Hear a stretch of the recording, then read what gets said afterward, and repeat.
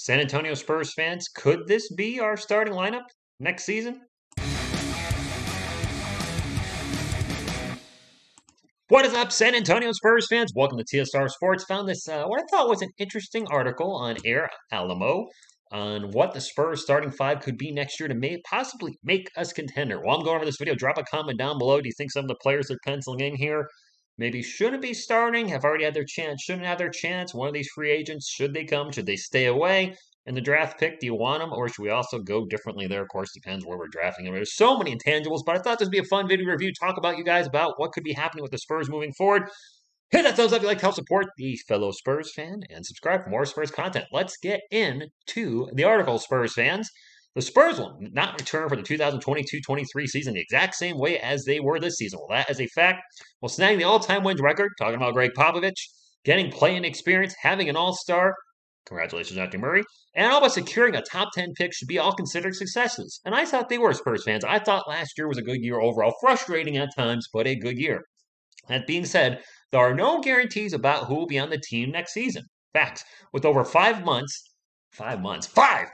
until next season begins, we can already start to look at who the Spurs starting lineup will be. And you already see it here. This is kind of the no-brainer. At point guard, Dejounte Murray clearly coming off the best season of his career. And I think he should have won Most Improved Player over Jean Morant. I expected that from Morant, considering he was drafted second overall, was probably should have been an all-star his second season. I get why he got it, but I think DeJounte should have got it. If they could have had both of them get it, I think that would have been great. Doesn't work out that way. But anyway, DeJounte Murray, here's what they have to say. Murray is one of the best double getters in the league. He holds a Spurs all-time record already, finishing second with 13 on the season. Nikola Jokic, the only player that finished with more than him. What do you have, 16 or 18? Anyway, he is the leader in steals, one of the best rebounding guards, finishing at over 8 per game, and finished fourth in assists. He averaged over a 9-point game. Oh, and he also scored 20 a night. Yes, he averaged 21 points per game, 8 rebounds, 9 assists, 2 steals. So had a fantastic breakout year, if you will, with our San Antonio Spurs. There's no reason for San Antonio not to keep him in the starting lineup. Agreed, he is under contract, is untradeable, and is a fan favorite. I agree across the board. At this point, I would say he's untradeable. Some of you are going to look at his performance in the play and say he wasn't very good. He got in foul trouble. Take it with a grain of salt. He was coming off being, what was he? How many games did he miss because of his respiratory issue? It takes a while to get back in the swing of things. Would I have liked a little more from him in that game? Yes, but I don't want to judge his season on that one game. But it was on national TV and in the most important game of the year, so I get why I'm a little bit disappointed with that performance. Anyway, at the number one, DeJounte Murray. Who's going to be at the number two? Devin Vassell. All right, Devin, I see you from here. While I would love to see the Spurs draft Jaden Ivey or Ochai Agbaji, I think they'll go for size, and Devin Vassell will start as many games as possible. And I agree. Taking a look at Devin, and we take a look into the stats a little deeper, or they don't get very deep into the stats. All right, well, here's what they have to say. It shots me noted that he's only 21 years old, and he's had some bright spots. He's shown the ability to hit threes. And one thing they do bring up here that I thought was important, the biggest game of the year, the play-in against the Pelicans, he had the career high. Would he score 23 points? So Devin gives us that 3D player, but he's shown an ability to finish in the paint. I don't know what his ceiling is, but he's only 21. His game is only going to get better. So I like him in the starting role at the 2 spot. I think long term he might have a higher ceiling than Derek White. Hopefully he has a higher ceiling than Derek White, with no disrespect to Derek White, because Derek White's the guy we traded away, and this gentleman took the spot. So hopefully, the ceiling ends up being higher. At small forward, and I know some of you are, it seems like some people are on the fence with Keldon Johnson. Some people are yay, some people are nay, maybe some are undecided. I know at times he struggled last season. He was inconsistent, like most of our team. Maybe he drove into the paint when he shouldn't have enforced a shot. And yeah, he had a pretty awful first half against the Pelicans. Again, when you need him the most, struggled. That being said, he's still very young as well. He last season had 20-plus points per game, I think 8 games in a row or 9 games in a row. And he's been improving. I see improvements throughout his game each year. And that's what I want to keep seeing with any young player is improvements year to year. The reason I was a little more pushback on Lonnie Walker this season is we saw him improve from year 1 to year 2, year 2 to year 3. And this year, until he had that nice streak over a couple weeks, he actually regressed.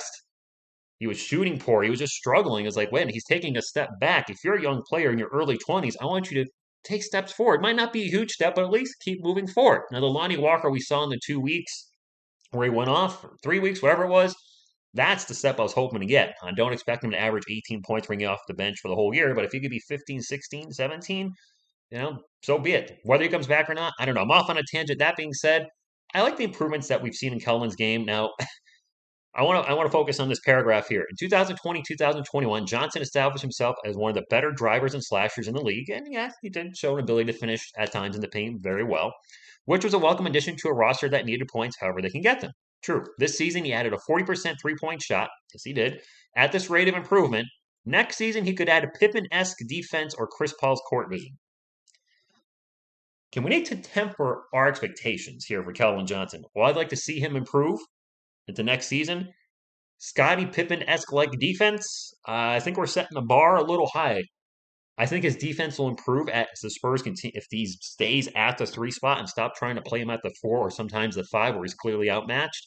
I think he can do a better job defensively, and he's still young. Next season, if he takes a step backwards, I'll treat him just, his game just like I did Lonnie Walker. I'll say, you know what? I don't know about this contract extension, Keldon. You like you're my favorite player, but I look at the team first, and if he's out there hurting the team some way, then maybe I don't want him back next season. But I have a feeling he's going to keep improving his game. We see him do things. The Euro step was brought into his game over the last year or so. You got to work on that mid-range game. I think he's going to continue to improve, and I think he wants to improve. And I think the Spurs see something in him that makes them want to keep him on the roster. So I think he's probably in the untradeable list. Some of you say trade Keldon in a pick for somebody else. I don't see it happening. But anyway, those were kind of the obvious Spurs fans. Not much. I talked about those 3 players at length all season. DeJounte Murray, Keldon Johnson, Devin Vassell. Not a lot to talk about there. But here's where we get into the big 2 question marks. First off, at the power forward spot, they have us drafting Keegan Murray. Right now, we're drafting number 9. I don't think he's going to be available at number 9. A lot of mock drafts and sims I'm running just for fun or analysis, whatever you will. He's not there. He's being taken before that. Could we trade one of our later picks, a second round pick and a later pick to move up a little in the draft and be able to get him at 5 or 6 or 7 if he's still there? I don't know. But for the sake of this article, we'll say we get Keegan Murray. If we land a top 3 pick, then all bets are off the board. We're taking Jabari Smith Jr., or Paul Montrell, or Chet Holmgren, whatever. I think I'd rather go power forward. Anyway, let's get into this. They do think this Aramel does think Eric Alamo Keegan Murray is the best fit for the roster. Well, okay. You guys might be saying, what about Joshua Primo? Well, we need size out there. Unless Joshua Primo grows to 6'9", 6'10", which I suppose you could. But Keegan Murray, they're feeling like he's the best player to fit the power forward spot. Good. He'd be able to transition to the NBA easily. And he broke out, never looked back according to them. I didn't follow much of his career, so I'm going to need some information from you guys. But anyway, let's get into what they're talking about, Keegan Murray and Bramblinger. He would fit well in the Spurs as a 3-level scorer who could work with Keldon Johnson quite nicely. They can both hit shots from the corner and crash boards, or they can become an inside-out forward tandem that would leave defenses overwhelmed. On the defensive side of the ball, he might pass Pirtle instantly become the second-best defender on a very solid roster. If the Spurs draft him, there's absolutely no reason for him to sit on the bench, and I agree with that 100%. If you're able to get Keegan Murray, we'll have the Murray brothers out there, DeJounte and Keegan. Do not send this guy to the G League. If he's picked at number 9 or higher, got to give him a chance to start. Now, if he's absolutely struggling in the preseason and looks terrible in camp and in practice, we talking about practice? Yeah, we talking about practice. Then, okay, maybe you bring him off the bench, or if he's absolutely abysmal for whatever reason, then he goes to the G League. But we take a player like this, I think we got to start him. And having somebody that can make a defensive impact immediately, because that's our weakest spot. I've been saying all season, I like Doug McDermott. I don't like him as a starting 4. Keegan Murray, give him defense, give him some offense. I think this is a player that what I've read on him could work very well for our team if he's available at the 9 spot. And again, I don't think he will be. I could see the Spurs drafting Johnny Davis, who you all said a lot of good things about. Yes, it's another guard, but if Keegan Murray's gone, we're going to take probably the best player available, and he might be there at number 9, and I don't know how that shakes up the roster if that does happen. But that being said, for the purpose of this video, the Spurs get Keegan Murray at the 4 spot. So what happens at number 5? Is it still Jakob Poeltl? No! It's not. It's Deandre Ayton. Here's what I have to say, because I don't follow the Suns much. I know he's going to want a large contract. They do feel if we get Ayton, we're going to have to slightly overpay. That being said, he's a traditional center, a lot like Poeltl, but better, younger, and capable of improving a lot. He can play an anchor role in the paint and proved in the playoffs last year that he's a lot more than just a third option behind Devin Booker and Chris Paul. He's only 23. So here's what I'm going to do on this one, Spurs fans. I don't know a lot about DeAndre except for the little bit I've seen the Suns. I'm actually going to chopping broccoli. I just had to start playing all of a sudden. Okay, anyway, I don't want to get into copyright trouble, so that's why I was. Anyway, sorry, that was awkward. So I pulled up the stats for Deandre Ayton versus Jakob Poeltl up above my head, up above Deandre Ayton yelling there. And that's really all I can go by because I haven't seen enough of his game to compare it to Jakob Poeltl's. I've seen plenty of Jakob Poeltl's game. He's a solid defender, good rim protector, a great offensive rebounder, good at setting pick and rolls and screens. He's got a little finesse shot that works for him. He's a terrible free throw shooter. He's soft in the paint at times. Not a great defensive rebounder, a good passer. So anyway, I'm gonna have to go on a statistical basis between these two players. Poeltl obviously going to have a smaller contract, making only $9 million this coming season, whereas DeAndre Ayton's probably going to want 30 or more. Anyway, Ayton is 23, Poeltl is 26. I think what we're seeing with Jakob Poeltl this year is right about his ceiling. What is DeAndre Ayton's ceiling? I don't know. So we're going to improve. As far as games played, Jakob did play in 10 more games, 68 to Ayton's 58. Ayton was a little more involved in the offense, taking a few more shots. Field goal percentage, kind of a wash, 63% to around 62%. Jakob Poeltl, statistically speaking, is a better three-point shooter as he hit 100% of his three-point shots, but he was 1 of 1. Ayton shot about 37%. It was 7 of 19. So he's not taking many three-pointers. That being said, could he start adding that to his game? That's a part of the game we're never going to see with Jakob Poeltl. He's not going to start launching threes. He made that one little miracle half-court shot. That was it. But could Ayton get a little more comfortable and become a stretch five? And he doesn't have to shoot a ton of threes. One a game, one every other game, because he was shooting one every 3 games. So if he can stay around 37%, take one a game, keep the defense honest, that'd be great. As far as free throw percentage, it's night and day here. Jakob Poeltl is a terrible free throw shooter, shooting under 50% for the year, while Ayton finished just under 75%. As far as rebounding goes, we have two different players here when it comes to rebounds. Jakob Poeltl is the better offensive rebounder, one of the best offensive rebounders in the NBA. I think he finished in the top 3 or 5.